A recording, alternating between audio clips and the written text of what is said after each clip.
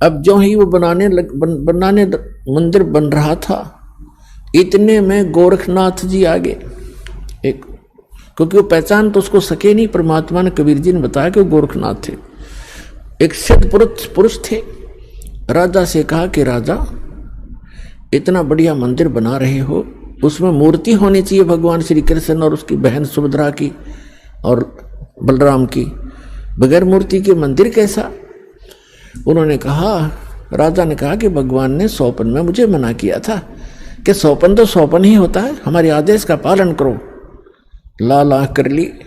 राजा डर गया, भाई कि देखा ये कोई दुराशीष ना दे दे साधु। तो राजा ने कहा, जी जैसे आपकी इच्छा। और कहा चंदन की लकड़ी से बनवाना। क्या? अच्छा जी। अब कारीगर खोजे, अब मूर्ति बनाकर तैयार करें। तैयार होते होते बिल्कुल तैयार हो जाए मूर्ति, ऐसे बिखर जा, सारी टूट जा, टुकड़े टुकड़े हो जाती। 2-3 बार ऐसे की, ऐसे टुकड़े टुकड़े होगी। राजा बहुत चिंतित हुआ कि उधर वो सिद्ध पुरुष है, यदि ये मूर्ति नहीं बनवाई तो इन्हों कहेगा तू पहले नाट्य था और तेरी नीत में खोट है, मुझे श्राप देगा। राजा की नींद हराम होगी। उधर से मंदिर की चिंता, उधर से ये मूर्ति नहीं बन रही है। अब परमात्मा एक कारीगर का रूप बना के, वृद्ध कारीगर जैसा नरसी के पास आए थे, और वहाँ एक वृद्ध कारीगर, कति वृद्ध 86 वर्ष की आयु दिखा रहे हों जैसे लीला करें, और कहा, राजन मैं बड़ा अनुभवी कारीगर हूँ और मैंने बहुत से ऐसी लकड़ी तंदन का बहुत बड़ा मास्टर हूँ, और मैंने सुना है कि यह मूर्तियाँ बन नहीं पा रही, मैं मूर्ति बना दूंगा। राजा ने बड़ी खुशी हुई कि अनुभवी व्यक्ति दिखे है और मेरी शायद बात बनेगी। कहा, जी ठीक है, बनाओ, अभी मंगा देता हूँ तंदन की लकड़ियाँ। कहने लगा, मुझे एक कमरे में बंद कर दो, इन जब तक मैं ये मूर्ति ना बन जावे मैं बाहर नहीं निकलूंगा। वैसे नहीं बनेंगी ये मूर्तियाँ, और अब बनने के बाद मैं अपने आप आ जाऊंगा, चिंता मत करना। और तुम बीच में मुझे डिस्टर्ब ना करना, डिस्टर्ब करोगे तो मूर्ति जो की तो जितनी बन चुकी होंगी उतनी रह जाएंगी। राजा ने बोला, जी ठीक है, जैसे आपका। उसका भोजन पानी अंदर रखवा दिया सारा। अब वो नाच गया कमरे में, भगवान ने बैठे 4-5 दिन हो गए, 3-4 दिन हो गए थे। उसने राजा से पूछा कि क्या मूर्ति बनाई? राजा ने कहा, जी हम बहुत ट्राई कर रहे हैं, देखो बहुत सी मूर्ति बनाई है। कारीगर बैठे थे, वो भी बुला रखे थे, बुला लिए, ये बना रहे थे, ये टूट जाती, देखो भगवान कितनी, एक नाथ जी कितनी लकड़ी खराब होगी। तो अब क्या, अब कैसे चलेगी? बनवानी हो, अवश्य बनवानी है, अगदी बनवा रहा हूँ। एक कारीगर है बहुत अनुभवी और वो बना रहा है मूर्ति। तो नाथ जी ने कहा, मुझे दिखाओ पहले, बनने के बाद उसमें कोई डिफेक्ट होगा, अभी तो जल्दी मंदिर तैयार होने वाला है, फिर रखनी पड़ेगी, कोई डिफेक्ट होगा तो मैं ठीक करवाऊंगा, ऐसी वैसी मूर्ति थोड़े रखने दूंगा।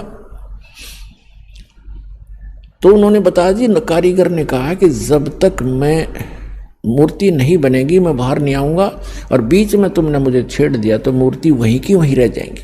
नाथ जी कहने लगे, ऐसी कोई बात है, खुलवाओ इस दरवाजे को। अब खटाखट खटखट करे, कारीगर दरवाजा खोलो, कारीगर दरवाजा खोलो। नहीं खोला। तो उन्होंने सोचा, नाथ जी ने कहा कि हो सकता है बूढ़ा आदमी मर गया हो, तुम अच्छे व्यक्ति हो, दरवाजा तोड़ दो। दरवाजा तोड़ दिया, वहाँ कारीगर था ही नहीं। वह मूर्ति जितनी बन गई थी उनके हाथ बनाने रह रहे थे, वह न्यू के न्यू रह गए। तीनवा के वह टूंड और पैर के पंजे, वह तीनवा न्यू हाथ टूंड न्यू के न्यू, कारीगर था नहीं। अब राजा कहने लगा, जी और बताओ अब क्या करूं? तो अन्य कारीगरों ने बताया, जब इसके ऐसे भी लगा दी ना सारी टूट जाएंगे। नाथ जी तक खिसे गया, रख दो न्यो की न्यो, मूर्ति अवश्य रख दो। अब वो मूर्ति न्यो की न्यो रखी है ठाके।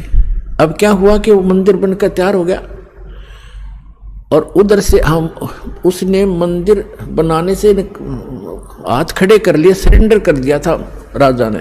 तब उसकी रानी ने कहा कि ऐसे करो, मेरे गहने ले लो, इससे बनवा लो। कहने लगा, गहने लेकर भी बनवा दूंगा, पर ये समुंदर पता नहीं कौन से जन्म का दुश्मन है मेरा, ये उबड़ते ही आले है ऊपर।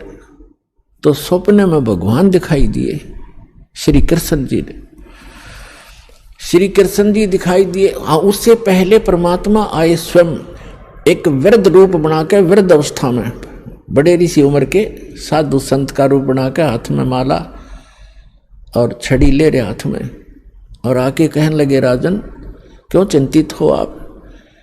राजा ने बताया कि महाराज जी ऐसे ऐसे मंदिर भगवान दिखे थे सपने में श्री कृष्ण जी, उन्होंने मुझे आदेश दिया था कि मंदिर बना दे इस स्थान पर, समुद्र के पास बनाना जहाँ गहरा समुद्र हो, और मैंने उनके आज्ञा अनुसार मंदिर बनवा लिया। और समुद्र पता नहीं के दुश्मनी बरत रहा है मेरे साथ, तभी तोड़ देता है। 3 4 5 6 बार बना लिया मैंने, मेरा तक कोष भी खत्म हो गया। अब कैसे, या खेल सारे मालिक के ही थे, आप बना कृष्ण रूप बनाया। अब इंद्रदमन सूता उठते अपनी पत्नी से, सुबह उठते कहा अपनी पत्नी से कि ऐसे ऐसे श्री कृष्ण जी दिखाई दिए थे। और एक महात्मा कल दरबार में आया था, और ये पर एक चौरा बना दे चबूतरा, वहां बैठ कर मैं भजन करूंगा भगवान का। वो तो लीला कर रहे थे भगवान का तो मंदिर टूटने लग रहा, भगवान ना बचा पा रहा जिसको हम भगवान मानते थे। तो परमात्मा बोले ठीक है, चबूतरा तराश का पत्थर बड़ा बढ़िया वो बना दिया, चबूतरा चौरा बोलते हैं उसको। और वहाँ परमात्मा बैठ के माला लेकर, एक वो समरणी, ऐसे समरणी होती है, ये एक हाथ सारा लेकर बैठ जाते हैं, उसको फावड़ी सी बोल रहे हैं उसको, वो साथ में लेकर बैठ गए। न्यू मंदिर बनकर तैयार हो गया, कति और मूर्ति उधर से मालिक ने बनाई दी थी। वह समुद्र एकदम उठा 40 फुट ऊंचा और तूफान का रूप धारण किया, और परमात्मा ने ऐसे कर दिया। अब जहां वो था समुद्र वहीं रुक गया, इतना वेग से आ रहा था वो पानी, ऐसा रुक गया जैसे पहाड़ बन जाता है, ना नीचे जावे ना ऊपर, ना आगे ना सरका, वहीं खड़ा हो गया। इस जल स्रोत का एक देवता है, उसका नाम समुद्र है। वैसे वरुण नाम है, वरुण के अंतर्गत एक समुद्र नाम का अन्य असिस्टेंट है। तो वो समुद्र आएगा वहां पर विपर रूप धारण करके, और कहा भगवान मुझे जाने दे आगे, यानी चलने दे मेरे जल को, जो मैंने आज्ञा दी है इसको, जो मैंने आज्ञा दी है इसको जाने दो जल को आगे। परमात्मा ने कहा कि इस मंदिर को तोड़ूंगा। परमात्मा बोले कि ये ऐसा वैसा मंदिर नहीं है, इसमें कोई पूजा, इसमें कोई पाखंड पूजा नहीं चलेगी, इसके अंदर कथा करा करेंगे भगवान की, और कोई ऐसा वैसा मंदिर नहीं है जिसमें किसी को भ्रमित किया जाता हो। और एक भवन है भगवान का, यहाँ कथा होती है, इसको मत तोड़ तू। मंदिर को तोड़ा नहीं करते। तो वो कहने लगा नहीं मैं अवश्य तोड़ूंगा। परमात्मा बोले जा फिर तोड़ दे, जा तोड़। कहने लगा मैं आपकी शक्ति के सामने मैं निष्क्रिय हो गया हूँ, आपसे अर्ज करता हूँ आप हट जाओ रास्ते से। अगर नहीं अब नहीं हट सकता, मैंने वचन दे रखा है। तो क्यों तोड़ता है इसको, तेरे क्या दुश्मनी है तेरी इसके मंदिर के साथ। तब समुद्र ने कहा कि जब ये श्री कृष्ण यो जगन्नाथ श्री राम रूप में था, इसने मेरी बेइज्जती करी थी, इसने मुझे डरा धमकाया था, अग्नि बाण दिखाया था, मेरी इंसल्ट करी थी, उसका बदला लूंगा, इसको खत्म करूंगा, नहीं बनने दूंगा इसका यहाँ पर। तब परमात्मा ने कहा कि देखो इसको तो तू तोड़ नहीं सकता, तेरी में हिम्मत है तो तोड़ दे। फिर कहने लगा जी मुझे कोई विकल्प बताओ, मेरी इज्जत रह जाए। कहने लगे जाके उसकी द्वारका को डुबो ले, वो खाली पत्थर खाली पड़ा है, और यहाँ आसपास भी नहीं आ जाना, 1 मील दूर भाग जाए यहाँ से, तेरी खैर नहीं। अगर फिर भी तो दोबारा इधर आ गया था। आज प्रमाण है जगन्नाथ के मंदिर को दास देख कर आया था, सिर्फ कुछ भक्तों को साथ लेकर ये देखने के लिए कि वास्तविकता है क्या। वहां पर कबीर पंथियों द्वारा सुरक्षित वो चौरा स्थान, वो चबूतरा भी है, वहां एक अच्छा मकान सा बना रखा है, उसके ऊपर एक मंदिर सा बना रखा है यादगार बनाए रखने के लिए। और उन्होंने भी यही कथा सुनाई कि यहाँ बैठकर भगवान श्री कबीर परमेश्वर जी ने समुद्र रोका था। मंदिर वहां से लगभग 1.5 किलोमीटर दूर है, इतनी दूर समुद्र हो गया वहां से। तो उधर से द्वारका को समुद्र ने अपने अंदर समा लिया, उसका खत्म कर दिया द्वारका भी। अपन आत्माओं ये कथाएं हमने जो रियल ज्ञान था सुना नहीं था, और इन हमारे धर्म गुरुओं ने हमारे को लोक वेद दंत कथा सुना रखी थी, हम मूर्ख बना रखे थे, हम रंग दिए उस झूठे रंग में। अब सच्चे ज्ञान को सुनते सुनते हमारी जो है ना मन कई बार बगावत करता है, फड़कता है, लेकिन कहाँ तक फड़केगा, आखिर में टेकना पड़ेगा इस मन को, क्योंकि अज्ञान से ये उस रंगा था तो ज्ञान इसके अंदर अब समा जाएगा तो ये अपने आप सेट होगा। अब क्या होता है, देखो आपको अंदर हिंदुओं को खूब पता है कि आज से 500 1000 वर्ष पहले, 600 वर्ष पहले, 100 वर्ष पहले, 50 वर्ष पहले कितनी छुआछात थी, हमने देखी खुद। हरिजनों को, छोटी जाति वाले जो मानते थे, इनको मंदिर में तक घुसण भी नहीं दिया करते, बाहर खड़े खड़े ये अपना कोई मांग मूंग लेते, जो लेना देना होता बाहर ही दे दिया करते इनको, टुकड़े टाकड़े। इतनी छुआछाती, मंदिर में प्रवेश नहीं करने देते थे, केवल पुजारी ही वहां जाते थे या कोई स्वर्ण जाति के ही मंदिर में प्रवेश होते थे। अब आप देखते हो शुरू से जब से जगन्नाथ का मंदिर बना है उसमें छुआछात नहीं है, क्यों? उसमें भगवान बदल गया या भी धर्म गुरुओं का, वहां क्यों नहीं छुआछात? कोई जवाब नहीं इनके पास। अब सच्चाई क्या है ये दास बताएगा। अब जब वो मंदिर बनकर तैयार हो गया और मूर्ति स्थापना कर दी, अगले दिन उसकी पूजा करनी थी, वो प्राण प्रतिष्ठा के है ना, वो करनी थी। देखा कल मारी जा रही हमारी, कारीगर तो मूर्ति बनावे और पुजारी उसमें प्राण डाल ले और फिर हम पूजा उस पत्थर ने। बता, ये थी पूजा हमारी, प्राण उसमें प्राण प्रतिष्ठित करे था, करें पुजारी, आगे भी इसमें प्राण डाल दिए, फिर भगवान खा करेगा जब हमने प्राण डाल दिए उसमें। अकल मारी जा रही थी हमारी, कोई ज्ञान नहीं था, कोई आधार नहीं था। तो फिर क्या हुआ, सुबह चले पांडे पूजा करने के लिए, राजा भी साथ में, रानी भी साथ में, सैनिक भी साथ में, आगे आगे पांडे। और परमात्मा वहाँ घूमते थे, उनको पता था ये शूद्र है, ब्राह्मणों को, पंडितों को पता था कि शूद्र है। परमात्मा जगन्नाथ के मंदिर के गेट के बीच में खड़े हो गए उस दिन, जिस दिन वो आए थे पूजा करने के लिए। अब परमात्मा ने पीछे न मुंह कर लिया, जिधर से वो आ रहे थे, मंदिर को देख रहे थे ऐसे खड़े खड़े, जैसे अजनबी व्यक्ति देखा करता पहली बार आके। अब जो ही वो मुख्य पांडा सामने आया, पहले तो वो मंत्र करता नहीं, देखता होता तुझे कोई देख रहा कि नहीं, आज तू सबसे प्रमुख है। सामने निकट आकर देखा कि एक शूद्र खड़ा है गेट पर।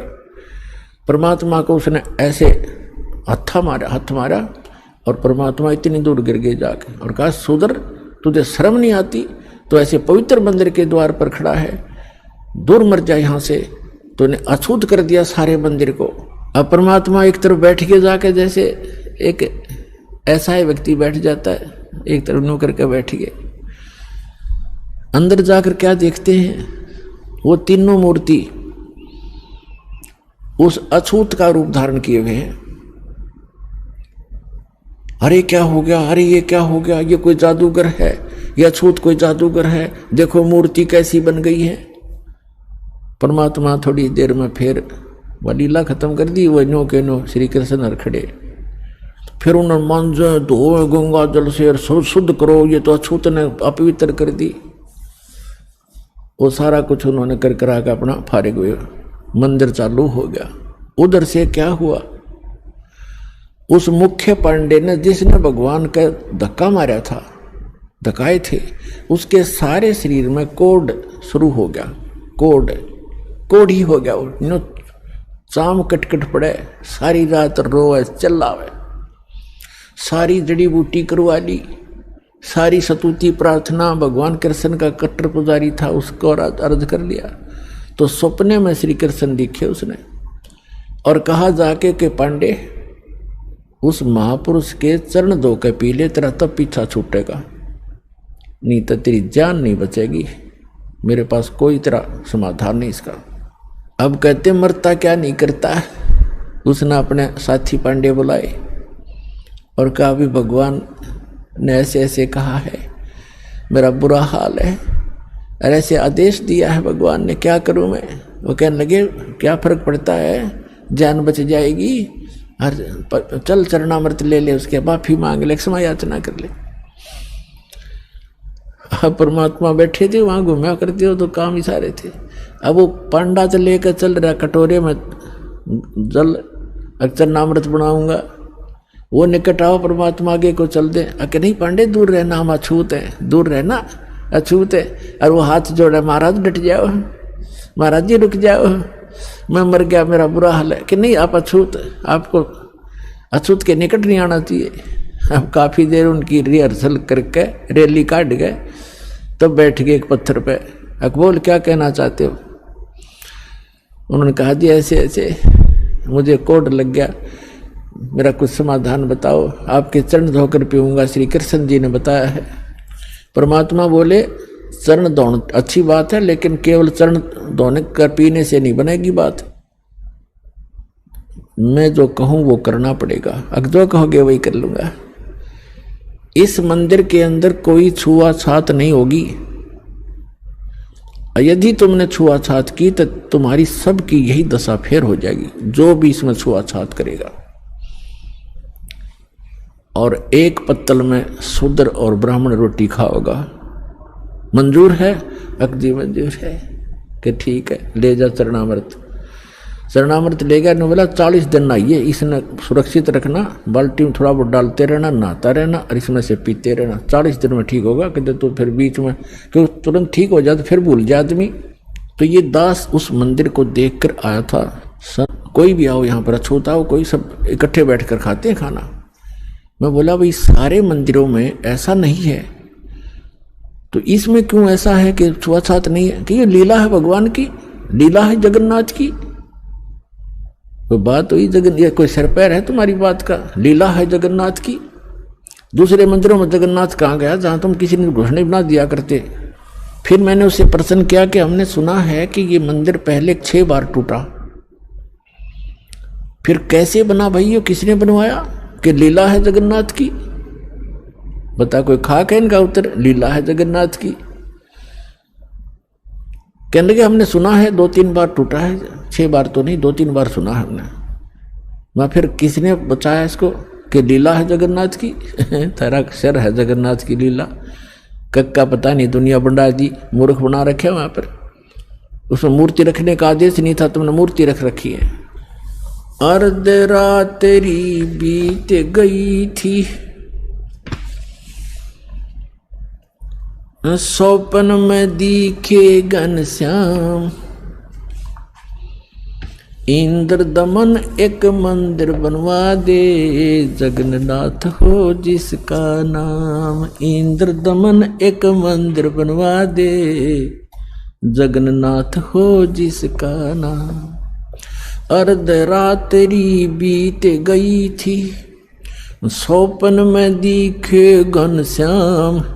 इंद्र दमन एक मंदिर बनवा दे, जगन्नाथ हो जिसका नाम। इंद्र दमन एक मंदिर बनवा दे, जगन्नाथ हो जिसका नाम। सुन राजा एक भवन बना दे, संग समुद्र गहरा हो। गीता जी का ज्ञान चले वहां, विपर कथा कोई कह रहा हो। ना मूर्ति न पाखंड पूजा, वो सहज स्वभाव से रह रहा हो। योग युगत की विधि बतावे, जिससे मन इंद्री पर पैरा हो। कलयुग में जो नाम जपेगा, उसके सरेंगे सारे काम। इंद्र दमन एक मंदिर बनवा दे, जगन्नाथ हो जिसका नाम। इंद्र दमन एक मंदिर बनवा दे, जगन्नाथ हो जिसका नाम। अर्ध रात्रि बीत गई थी, सौपन में दिखे घनश्याम। इंद्र दमन एक मंदिर बनवा दे, जगन्नाथ हो जिसका नाम। 5 बार मंदिर बनवाया श्री कृष्ण जी के कहने से। मंदिर टूटा अवशेष बचाना, वो तेज समुद्र बहने से। 5 बार मंदिर बनवाया श्री कृष्ण जी के कहने से मंदिर टूटा अवशेष बचाना, वो तेज समुद्र बहने से। कहे कबीर अब मंदिर बनवाओ, यो टूटे ना मेरे रहने से। छठी बार मंदिर बनवाया राजा ने रानी के गहने से। कहे कबीर अब मंदिर बनवाओ, ये टूटे ना मेरे रहने से। छठी बार मंदिर बनवाया राजा ने रानी के गहने से।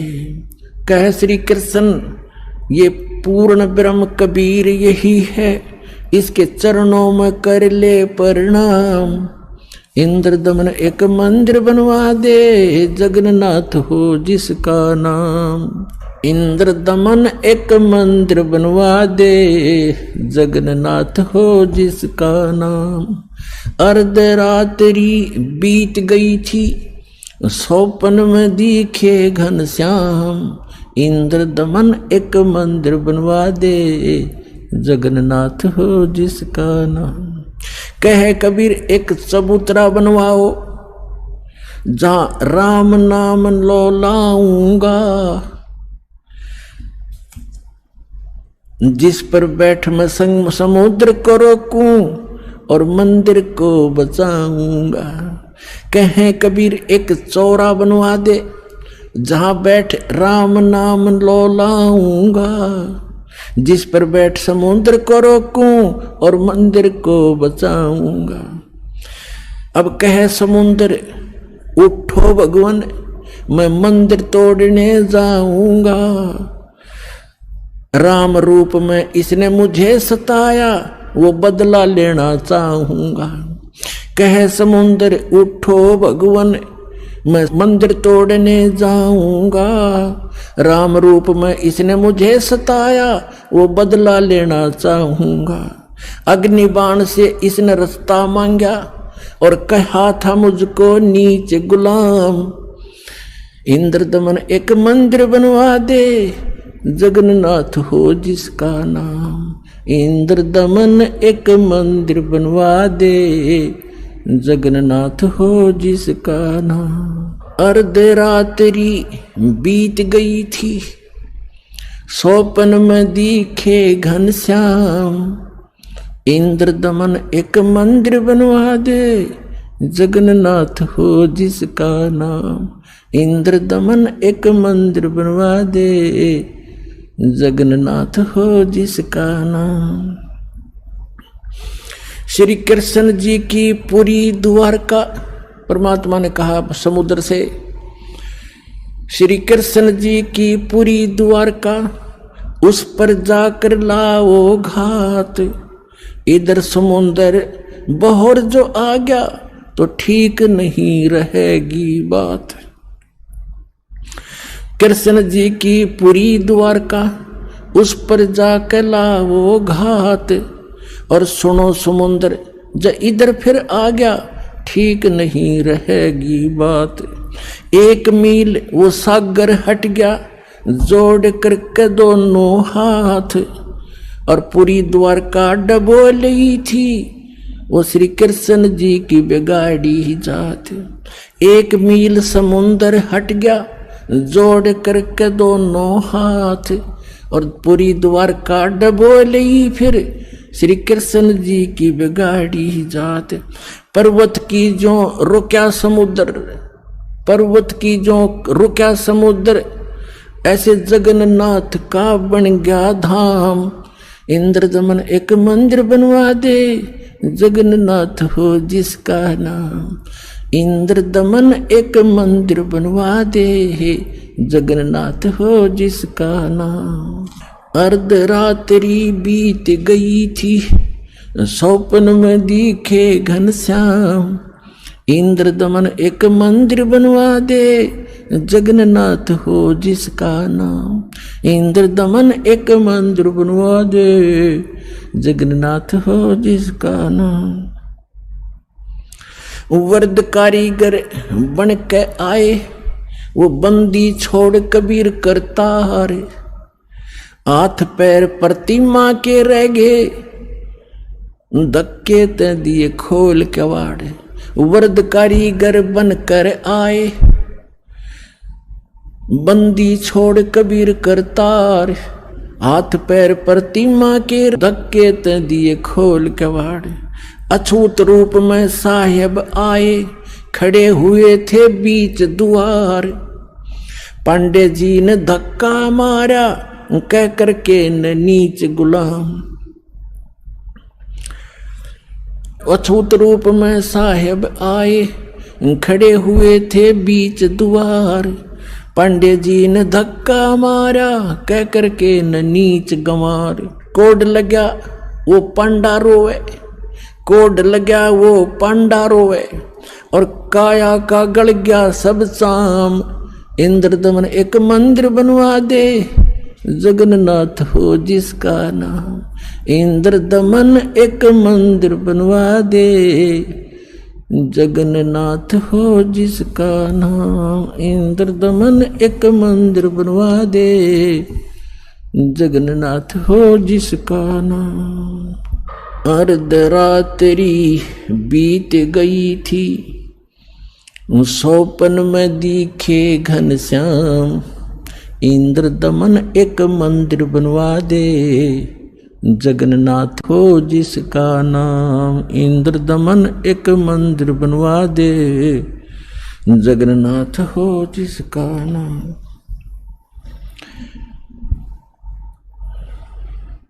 चरण धो पांडे ने पिए, चरण धोकर पांडे ने पिए, ज्यों की तो फिर होगी खाल, और कहे कबीर सुनो सब पांडा, यहाँ पर छुआ छात की न चाल चाल, चरण धोकर पांडे ने पिए, ज्यों की तो फिर होगी खाल, कहे कबीर सुनो सब पांडा, यहाँ छुआ छात की न चाल चाल, जय कोई छुआ छात करेगा उसका भी होगा यही हाल, एक पत्तल में दोनों जिम्मे, वहां पंडा गुलाम रामपाल, जय कोई छुआ छात करेगा उसका भी होगा यही हाल, एक पत्तल में दोनों जिम्मे, पंडा गुलाम रामपाल, इसमें कौन सा भगवान बदल गया, ओ हे कृष्ण ओ हे राम, इंद्र दमन एक मंदिर बनवा दे, जगन्नाथ हो जिसका नाम, इंद्र दमन एक मंदिर बनवा दे, जगन्नाथ हो जिसका नाम। अपने आत्माओं, आज तक हमारे को यथार्थ ज्ञान सुनने को मिला ही नहीं, लेकिन आत्मा भगवान के लिए उसी दिन से तड़प रही है जिस दिन से ये उससे बिछुड़ कर आई है, और आज परमात्मा ने उस ज्ञान को ऐसा निखारा है, ऐसा उभारा है कि अब इस कलयुग में ये कोई भी इसको उलझा नहीं सकेगा, मिटा नहीं सकेगा, और जिनको भगवान की भक्ति करनी होगी वो भक्त पार बहुत आसानी से हो जाएंगे, क्योंकि अभी तक हमें दिशा ठीक मिली नहीं थी। सभी मानते हैं, सभी संसार के जितने भी धर्म हैं सब मानते हैं परमात्मा एक है, लेकिन हमारे वर्तमान के धर्मगुरु हमारे धर्म ग्रंथों से ही परिचित नहीं हैं, और जिस कारण से हम अपना जीवन नाश कर रहे और भक्ति ना करके हम अपने मानव जीवन को व्यर्थ कर जाते हैं, फिर भूत पितर और ना जाने कैसे कैसे कष्ट उठाते हैं। तो पुण्यात्माओं, मनुष्य जीवन केवल परमात्मा पाने के लिए मिला है, और जब तक हमें सतगुरु नहीं मिलेंगे, सच्चा ज्ञान नहीं मिलेगा और कंप्लीट कोर्स ऑफ वर्शिप नहीं मिलेगा तब तक हम चाहे कितना प्रयत्न भी करें, भक्ति भी करें, दान भी करें, और चाहे अन्य कोई भी तीर्थ भी करते रहे, उससे कोई लाभ नहीं होगा। अपने आत्माओं, परमात्मा की लीला, परमात्मा की महिमा में लिखा हुआ है। परमात्मा लीला भी ऐसे ही करते हैं और हमारे सदग्रंथ भी उसको सेकंड करते हैं, उसको प्रमाणित करते हैं, समर्थन करते हैं।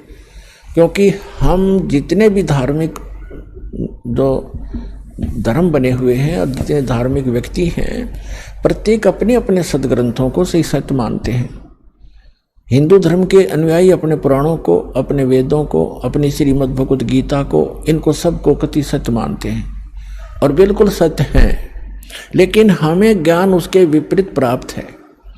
ऐसे ही पवित्र मुसलमान धर्म के धर्मगुरु अपनी कुरान शरीफ को अद्वितीय बुक मानते हैं, अल्लाह का कलाम, भगवान का वर्ड, भगवान की वाणी मानते हैं, लेकिन वो उससे परिचित नहीं है। और इसी प्रकार पवित्र ईसाई धर्म के जितने भी व्यक्ति हैं अपने पवित्र बाइबल 3 पुस्तकों का संग्रह है। पवित्र बाइबल 3 पवित्र बुकों का संग्रह है, जिसमें एक है तौरेत, दूसरी जंबूर और तीसरी इंजिल। इन तीनों को इकट्ठा जल्द करके इसको बाइबल कहा गया है। और इसमें प्रथम ही यानी उस तौरेत के अंदर उत्पत्ति ग्रंथ है, उसके अंदर पहले अध्याय में लिखा है कि परमात्मा ने मनुष्य सब सृष्टि और रचना करके पृथ्वी बना के जल जंतु सब बना करके उसके बाद मनुष्य कहा कि मैं अपने जैसा बनाऊंगा। और ऐसे परमात्मा ने मनुष्य को अपने जैसा उत्पन्न कर दिया, नर और नारी करके उसकी सृष्टि की। और किसी भी उसने पूछ लो आप ईसाई धर्म के श्रद्धालु को पूछ कर देखो कि what is form of God, वो कहेगा गॉड इज फॉर्मलेस। भगवान कैसा है? भगवान निराकार है। और फिर वो पवित्र बाइबल क्या बता रहा है? अब ऐसे पवित्र सिख धर्म के अनुयायियों ने पूछ कर देखो कि वो परमात्मा निराकार है। और वो खुद कहते हैं नानक साहब जी, धानक उपरहा करतार फाई सूरत मुलुक की वेश ए ठगवाड़ा ठगी देश खरासियाना बहुता बारी धानक रूप रहा करतार। और उसमें यहाँ तक वर्णन है, उसके काले आँख हैं, उसका लंबा नाक है, ठुमक ठुमक कर चलता है, सफेद कपड़े पहनता है, सारे लिखे उसके अंदर गुरु ग्रंथ साहिब के अंदर 1257 पृष्ठ पर। और 721 पन्ना पर लिखा है कि एक अर्ज गुप्तम पेश दोदर कून करतार हक्का कबीर करीम तुम बे ए परवरदिगार। और 24 नंबर पृष्ठ पर लिखा है गुरु ग्रंथ साहिब में कि फाई सूरत मुल्क की वेश ए ठगवाड़ा ठगी देश खरासियाना बहुता भारी धानक रूप रहा करतार। और सभी ऐसे हिंदुओं से पूछ कर देखिएगा पवित्र हिंदू धर्म के अनुयायियों को, और कहेंगे वो तो निराकार है भगवान। और श्री विष्णु जी की मूर्ति घर पे, और भगवान कैसा है? दिखा अपने समाधि में, अको तो निराकार है, दिखता थोड़ा ही प्रकाश दिखता है। तो हमारे सबका ये खिचड़ी ज्ञान था। हमारे सदग्रंथ सही बता रहे हैं कि परमात्मा साकार है, नर आकार है। और ऐसे मुसलमान धर्म के अनुयायियों से पूछो परमात्मा निराकार है, और फिर क्यों 7वें आसमान पर बैठा है? निराकार का खाक बैठेगा जब निराकार है, वो बॉडीलेस है, उसका कोई शरीर नहीं है। और फिर ऊपर बैठा 7वें आसमान पे, है कोई सिर पैर किसी का? तो पुण्यात्मा सौभाग्य आप सबका कि आपको ऐसा अनमोल जड़ी मिल गई है, ऐसा अनमोल ज्ञान मिल गया। अपना कल्याण कराओ, पीछा छुटवाओ। बोलो सतगुरुदेव की जय हो।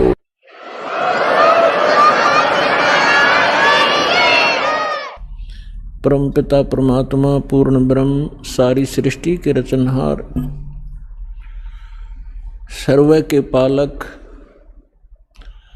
पूर्ण ब्रह्म कबीर परमेश्वर जी की असीम रजा से आप सभी पुण्यात्माएं सत्संग सुनने के लिए उपस्थित हुए। जिस प्राणी के युगों युगों के पुण्य उदय हो जाते हैं, उसी पुण्यात्मा को ऐसा शुभ स्थान प्राप्त होता है, उसी को सत्संग मिलता है, उसी को सतगुरु प्राप्त होते हैं।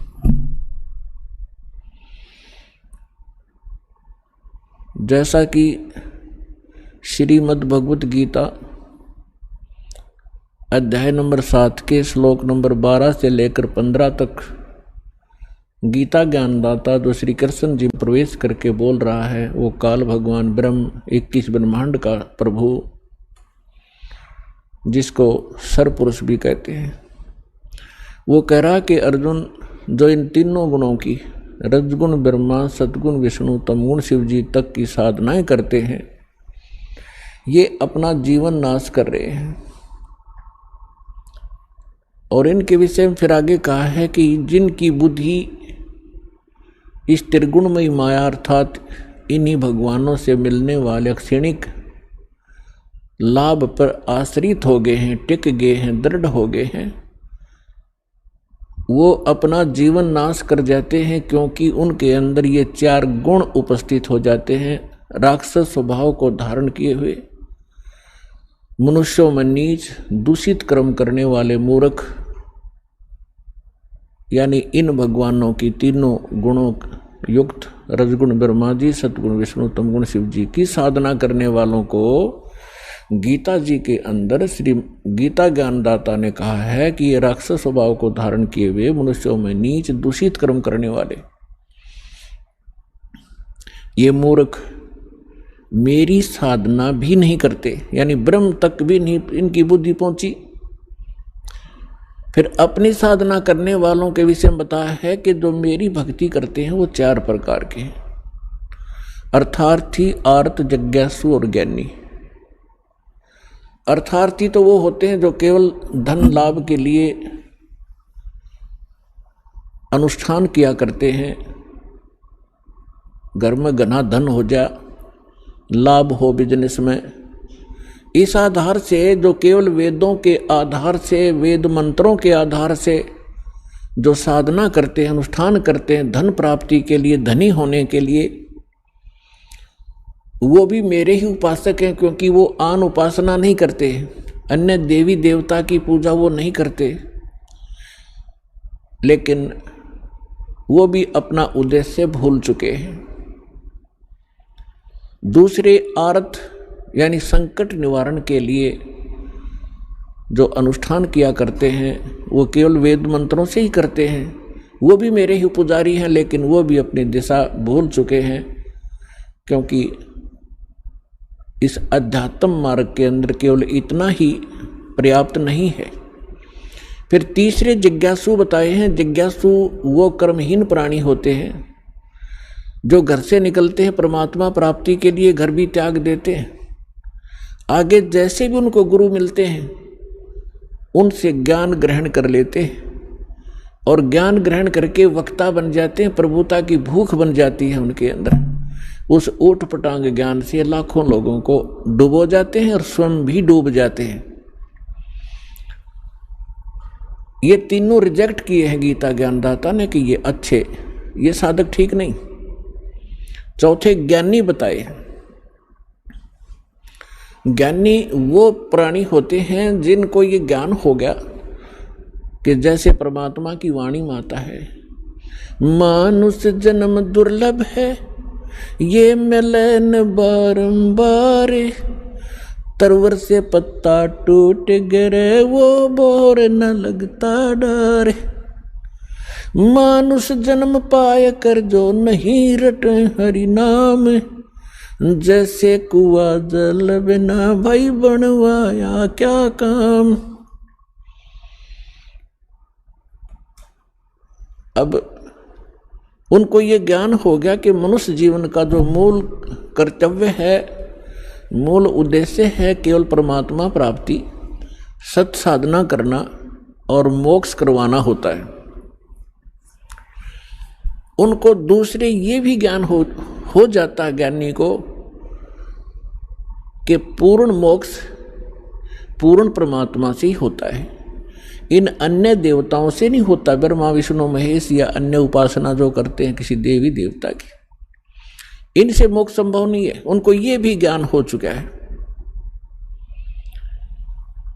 इसलिए वे किसी अन्य देव की पूजा नहीं करते, वो मेरी साधना करते हैं, इसलिए मुझे वो अच्छे लगते हैं और उनको मैं अच्छा लगता हूँ। ब्रह्म कहते हैं, ब्रह्म कह रहा है, लेकिन फिर वो लास्ट में ये कहता है कि ये ज्ञानी आत्मा ये बड़ी नेक हैं, उद्धार हैं, परमात्मा पाने के लिए समर्पित हैं, लेकिन तत्वदर्शी संत ना मिलने से ये ज्ञानी आत्मा, अच्छी आत्मा भी मेरे वाली अनुत्तम श्रीमद् भगवद गीता अध्याय नंबर 7 के 16, 17, 18 में ये अपने विषय में बता रहा है। 16 और 17 में तो इसने चारों का विवेचन दे दिया, अर्थार्थी, अर्थ और जिज्ञासु का और ज्ञानी का। अब गीता अध्याय नंबर 7 के श्लोक नंबर 18 में ये स्पष्ट कर देता है, गीता ज्ञानदाता ब्रह्म, ये काल भगवान, ये कहता है कि ये ज्ञानी आत्मा है तो अच्छी उदार हैं, लेकिन इनको तत्वदर्शी संत ना मिलने से ये मेरे तक ही सीमित रहे और मेरे वाली अनुत्तम, 7वें अध्याय के 18वें श्लोक में एक अनुत्तम शब्द है, अनुत्तमाम। एक तो अनुत्तम होता है, एक अनुत्तमाम, अति घटिया,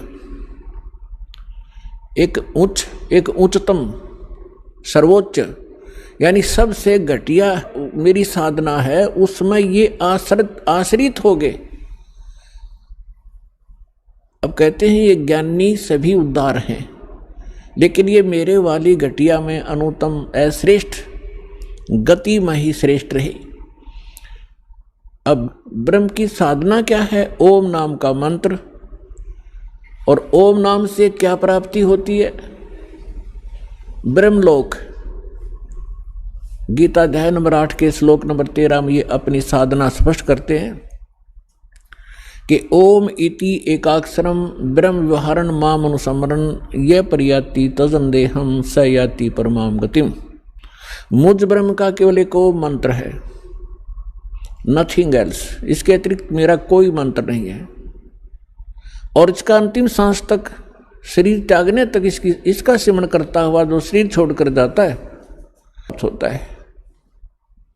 यानी मेरी सबसे उत्तम यानी परम गति प्राप्त होती है जो ओम से मिलने वाली है। श्री देवी भागवत 7वां स्कंध, सचित्र मोटा टाइप, गीता प्रेस गोरखपुर से प्रकाशित के पृष्ठ नंबर 562 और 63 पे ये निर्णय दिया है देवी जी ने। राजा हिमालय को वो ज्ञानोपदेश कर रहे हैं, को प्राप्त हो जाओगे जो ब्रह्मलोक में रहता है। यानी ओम नाम ब्रह्म का है और ब्रह्म ब्रह्मलोक में रहता है, और ओम नाम का जाप करने वाले ब्रह्मलोक को प्राप्त होते हैं। श्रीमद् भगवद गीता अध्याय नंबर 8 के श्लोक नंबर 16 में ये स्वयं गीता ज्ञानदाता स्पष्ट करता है कि ब्रह्मलोक में गए हुए प्राणी भी पुनरावृत्ति में है, अर्थात उनका भी जन्म और मृत्यु होता है। अब जैसे ज्ञानी आत्मा कौन थे? एक चुनक नाम के ऋषि थे।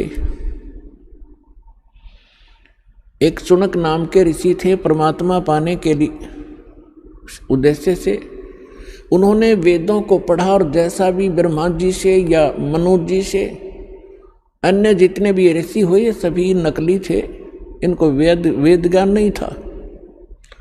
पुण्यात्माओं, आज बुद्धिमान समाज हो गया, इसलिए दास ये शब्द कहने में सफल हो रहा है, क्योंकि हमारे सदग्रंथ गवाह हैं, और ऐसे इंस्ट्रूमेंट परमेश्वर ने उपलब्ध करा दिए आपके लिए कि इन दुष्ट लोगों का अब दाव लग नहीं रहा। ये सिर पटक कर